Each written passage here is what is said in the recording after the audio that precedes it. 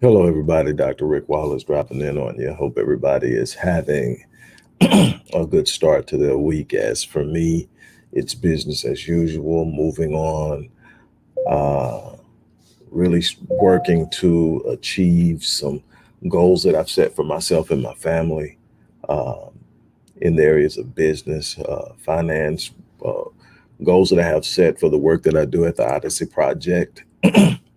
So I've been extremely busy. This is definitely a transformational period in so many ways for me as I approach my 54th birthday, which is Sunday.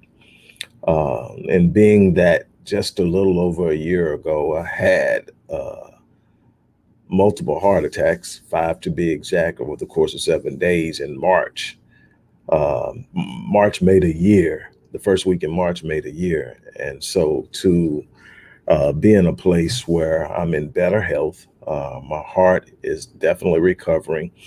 Um, I'm in the gym consistently. Lost some weight, still got some more to go working, doing the things that I want to do in that area, but also focusing on consistently building my legacy and making sure that I leave a legacy that speaks of me long after I'm gone and provides a foundation for my family to continue on. It's extremely important to me. So it's been an ongoing challenge. So many things have happened over the last few years, but I'm not a complainer. I'm not one that is always looking for an excuse. I'm looking for solutions. Things happen. You don't get through life without going through some things. You don't get through life without meeting challenges. You don't get through life without having setbacks. That's simply a part of what happens. The question at hand is going to be simple. How did you deal with it? What did you do about it? Did you accept the setback, or did you come up with a solution? Did you accept the hardship, or did you come up with a solution? Did you accept the sickness, or did you seek healing? Those are going to be the questions uh, whose answers will um, determine the outcome of your life. I believe that if you're still breathing, you're still in the fight. And that's the approach that I have taken. Obviously, I had to make some choices about how I was up every day at 4 a.m. going to 10:30, 11 o'clock every day. I mean, 7 days a week. I wasn't taking breaks. I had developed a sedentary lifestyle just behind that desk, creatively going. My mind was sharp, but I was letting myself go. I wasn't eating properly. Just a bunch of things I was doing. I wasn't spending quality time as I should with the family. I'm so worried about providing for the family that I'm not really enjoying the family. A lot of things I had to change, things that I knew, but you get in that mode. You get in that mode where, okay, this is this at this time in my life. This is what I got to do. I got to do, and you lose sight of some of the important things. And so this has been a year, a little over a year of true uh, introspective examination and discovery as far as I'm concerned. Um, and it has been amazing to me to look at where I'm at and to literally be a couple of days, well, not a couple of, a few days away from turning 54 and still feeling like I've just scratched the surface, that there's so much more for me to do. I'm excited. And so I just want to share that with you. Be excited about what's happening in your life. If you're not happy with where it's at, that's not your lot in life. Poverty is not your lot in life. Suffering is not your lot in life. Being miserable and unhappy is not your lot in life. If you're not where you feel you ought to be, if you're not satisfied, it's not your lot in life. You have the ability to change where you're at. You have the ability to change the outcome. You have the ability, and it's not contingent upon where you started. It's not contingent upon where you're at now. It's contingent upon your focus and your commitment to stand up and move out and make something special happen in your life. And so for that, I'm encouraging you. I'm challenging you to step up. I did things a little different today. I'm streaming across a number of different platforms. And what I did is there's work I do in the community through my organization, the Odyssey Project, everything from research to program development to inner city community engagement. And I've put the information for you to support that. Now, obviously, the people who are on that particular the Black Voice page or the Black Voice channel on YouTube, you know what this is about. But I've got more people from different platforms where I do different things that they may not be used to hearing the Odyssey Project. So I want to encourage you to support the work we do on so many different levels, especially thinking about and talking about what I'm about to talk about now, which I think is immensely important. Um, we deal with consistent bombardment of hardcore, raw, ragged truths on social media. Never has what we face as a people been so constantly thrust upon us in such vivid manner as since the rise of social media. We no longer have to wait for the 6 o'clock news to find all of the things that we either want to see or hear or not. And news is really about the negative. It's amazing how negative news drives advertising dollars. People tune in to hear negative stuff and they don't realize how it impacts them. But what it does is it makes you grapple with reality and see things. And you have to ask yourself sometimes, why am I so connected to this? Why do I feel so moved by this? What is it about this that has me feeling the way I feel? And in essence, what it is you relate it to things in ways subconsciously that you may not even be aware of consciously. And we had the untimely passing of DMX back in April, and it was associated with a drug overdose. We know that for sure now. The coroner has released the final results, I think like yesterday or day before yesterday, and he passed away from cardiac arrest due to a cocaine overdose. And so basically, he ended up brain dead, and that was that. We now have heard that Keisha Cole's mom, Frankie Lawns, also passed away. And the crazy thing is, she passed away on her birthday. She decided to celebrate her birthday by falling off the wagon. I don't know if she had just fallen off or she had been back into the situation, but anyway, she ended up overdosing. And you never know the true nature of what's going on behind that. Was so many things, and I don't want to really speculate. So I'm gonna kind of stay away from the specifics of it. I want to talk about why it impacts us so much. Why do you hear about something about someone you don't know? Now, here's the thing. I have a confession. I have a confession to make. I have not watched one episode of either of Keisha Cole's reality series. I understand she has two. I don't know either one of them by name, but I know that they were big at one time. And this is where everybody came to know Frankie, which is Keisha Cole's biological mom. Keisha Cole, was basically adopted and reared by her family members. Her mom gave her up as she struggled with addiction throughout her life. She gave her up and she was reared by other family members, but she became reconnected with her mom after some time. And they developed this relationship where Keisha really fought for her mom. She fought and she challenged her mom to get healthy. And from what I can understand, her mom went through these battles of really, really, truly trying. And there are a lot of people who don't understand addiction that can be easily frustrated or put off by the fact that something of such magnitude as a daughter saying, I need you, not being enough for a mother to finally get it right. And what you have to understand that while it has been force fed to us that addiction is about a moral failure, it's so much more. It's about more of an illness. It's about understanding, first and foremost, addiction comes from overindulging in a coping mechanism that is normally the result of some form of trauma. Most people who gravitate towards any type of substance, controlled substance or alcohol, and indulge in it at a level that it consumes them are normally moving away or running from something.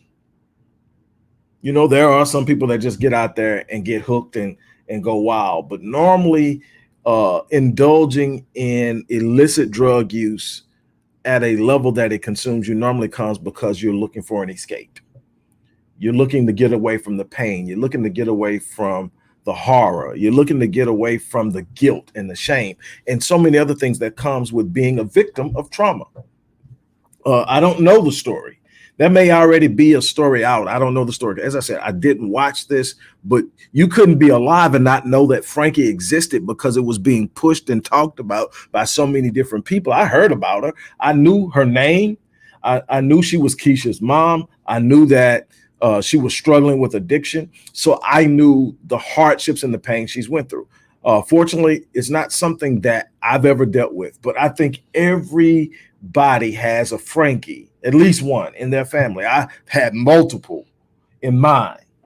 And to watch them go through it, if you don't have an understanding of the illness, it can be very easy to be overly critical and non-supportive. Now, I'm a firm believer that a person has to own their situation. I'm a firm believer that a person has to be willing and committed to overcoming anything that they're facing, and that it's no one else's responsibility actually to help them get past it. That's one of the things that we get in this world of entitlement, where early in life as children, we were taught that someone owes us something.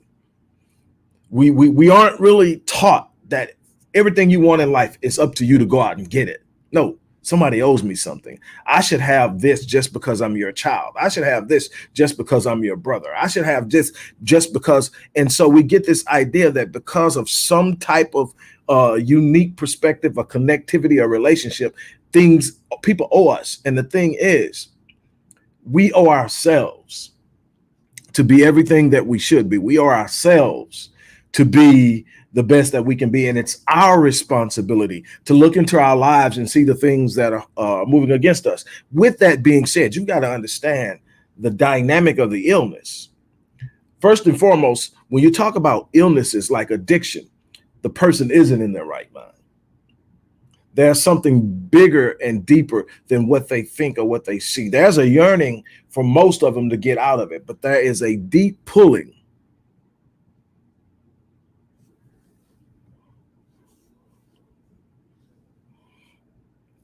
And there's a deep pulling within. And there is a physiological and psychological component that is literally working through every single cell in their body to push them towards something that is destructive. It is not a reasonable and rational thing that's taking place. This isn't where you are, because you don't have that addiction. You don't have that physiological push, that spiritual, emotional, and psychological push drawing you towards something you know deep down inside is destructive, at least not in a controlled substance. Some of you are addicted to suffering by way of mates. You just not happy if you don't have somebody mishandling or mistreating you. That's a form of, and it's because of something that comes from your past. I'm telling you, this is what I do, and I've yet to find people who are going through something that deep, that hard, that there isn't something in their past. You don't just jump up one day and decide I'm going to destroy my whole life. There are things that happen that you can't explain. There are things that happen that you feel you can't control. And one of the worst things that happens in trauma is to feel powerless. The moment that you feel powerless, the intensity of a traumatic experience is increased exponentially. In other words, what we find out is we talk about trauma. Everybody is going to experience trauma in their life. Doesn't mean everybody's going to be traumatized. There's a difference in experiencing trauma and being traumatized. Traumatized is the emphatic impression of the traumatic experience in a way that physiologically, emotionally, and psychologically transforms you and changes you. Literally at a genetic level, you change. This isn't just about something going on in your head. Matter of fact, there's a wealth of evidence and information that tells us that we first experience our trauma physiologically in the body through the cells. The body responds to the threat before the mind even realizes there is a threat. That's where the fight or flight response comes from, the literal response of the reptilian brain, the limbic system, that actually sits up and detects a threat. And in the detection of the threat triggers the threat response or the stress response we call fight or flight. Now, fight or flight does some things that you need to be aware of. Fight or flight triggers the body to either do what? It's self-explanatory on the surface, but it's much deeper than that beneath the surface. In fight or flight, what happens is you have the body literally go into a state of stress where cortisol and adrenaline is released into the bloodstream. The heart starts to beat faster. You start to breathe faster. You become heightened and alert about things around you. And you are literally physically prepared to either stand and fight to defend yourself or run to get to safety. Now, in the process of that happening, another physiological response takes place. All of the blood flowing through the body is pulled from places where it's not absolutely necessary to do what you need to do, which is to fight or run. And that blood is sent to your extremities, your arms and your legs, to provide the oxygen and the energy for you to do what? Fight or run. Here's the problem. When that happens, the blood is pulled away from a very vital part of the brain that contributes to executive function, like decision making, rational and reasonable thought, and all of that. The frontal lobe or the prefrontal cortex, where all of these things happen. It requires, for the prefrontal cortex to operate optimally, it requires about 30% of your blood flow when it's functioning. 30% of your blood flow is flowing through your prefrontal cortex while you're listening to this video. But what happens when you go into a fight or flight episode? That blood is drawn away and put away. So guess what you can't do? Can't make reasonable and rational choices. You can't think clearly. That's why I tell people all the time, they're sitting up saying, well, if they'd have just calmed down and stopped tripping when you go into a fear mode, you're not thinking, you're reacting. And you're reacting out of that fear and what your body tells you you have to do in order to achieve safety. If your body doesn't think it's safe, then yes, your body has the ability to think. Your body is automatically going to do. Your body doesn't wait on your brain and say, okay, run.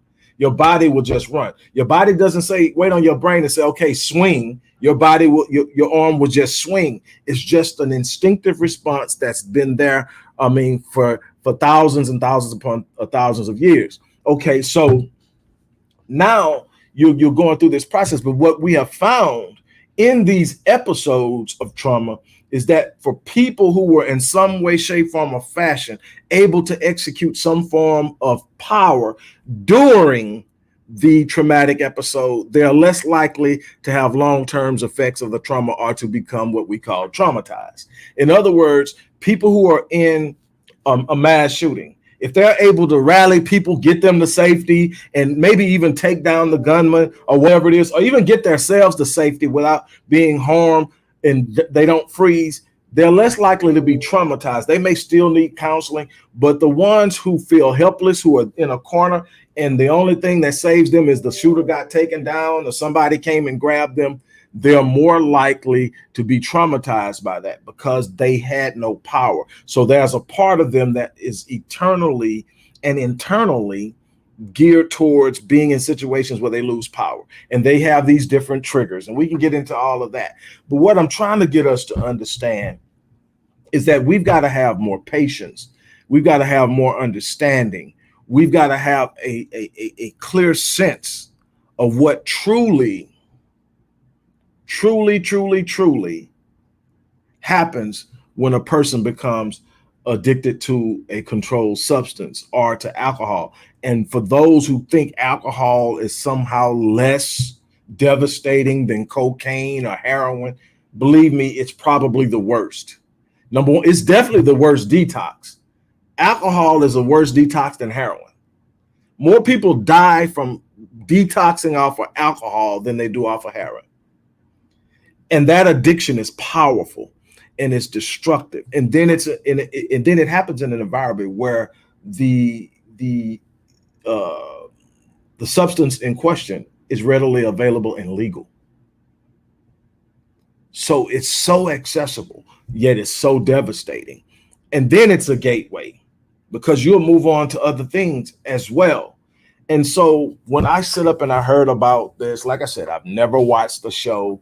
I'm not passing judgment. I've just never watched the show. Um, I have a certain amount of time and I spend my time a certain way.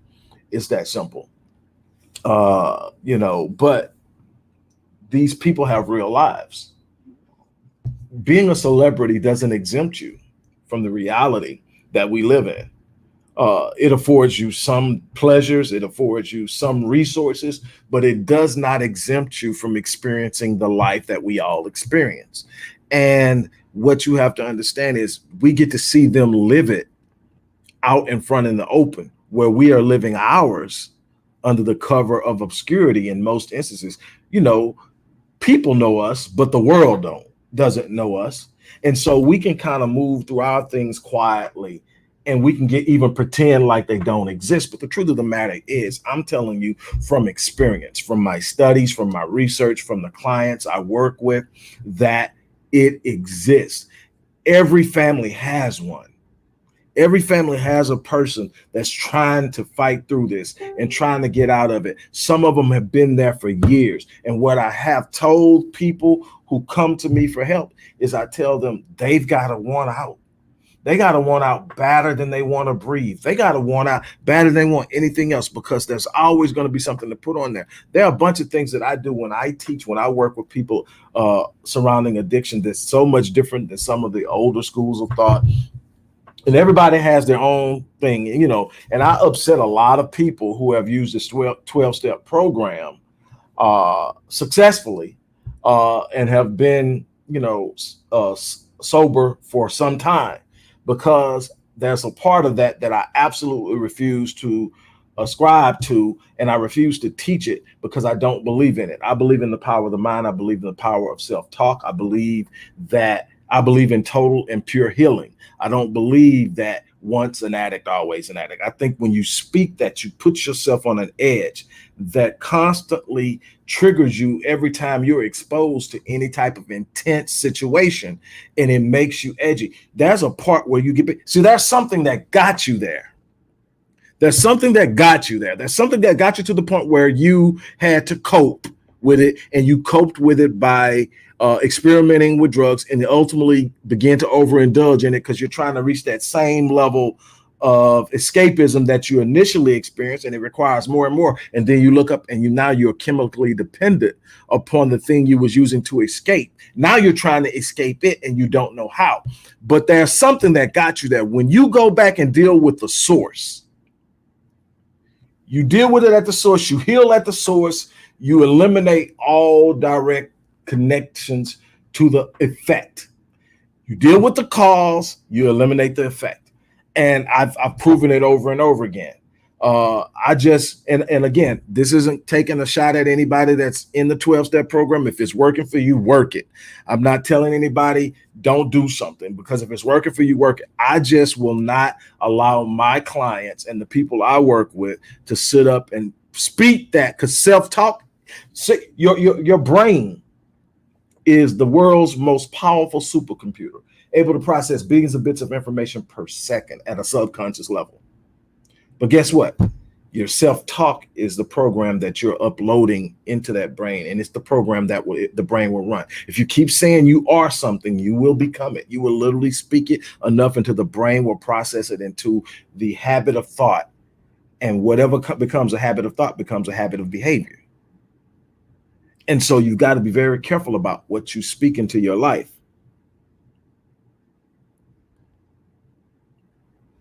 And so it is immensely important that we really and truly grasp the nature and the depth of something like addiction.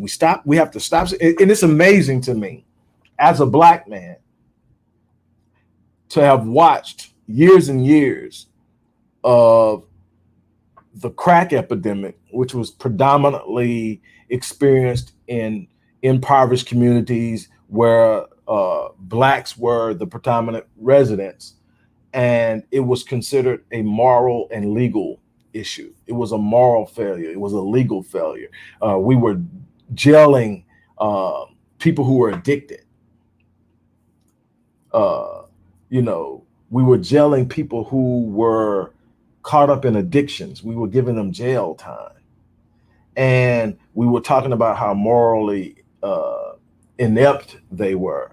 And we were talking about all that. And all of a sudden, when the heroin epidemic kicked off over the last few years, and it started sweeping through predominantly upper middle class suburban areas, and young white kids started to get caught up on it, all of a sudden it's a health issue, it's a mental health issue, it's a physical health issue. It needs to be dealt with through treatment. It's amazing. It's always been a sickness, it's always been an illness, but it was viewed differently when it was us being sick, especially when you look at the fact that the stuff was pushed in there by the very people who were jailing us. And I don't want to get on my soapbox about that, because that's not why I'm here. Why I'm here is this. I want us to really, truly look at addiction from a place of what can we do to be a resource in our community? What can we do to show love and compassion to those who are suffering while still holding them accountable? I think that is the question. The question is, how do we create an environment that holds someone accountable also, but at the same time takes into consideration just how deeply they are caught up into it beyond what they can simply do mentally. This isn't a willpower thing. This is dealing with demons, for lack of a better term, that can go all the way back to childhood. People have run from childhood trauma to the point that they ended up addicted. And not, as I said, not everyone is addicted to drugs. Some are addicted to abusive relationships. Some are addicted to promiscuity. Some are addicted to overworking themselves to prove that they are worthy or worth more than some situation had told them subliminally, because they went through this, or because that person wasn't there, or this person wasn't there. They are proving to the world that they're worth it over and over and over and over and over again.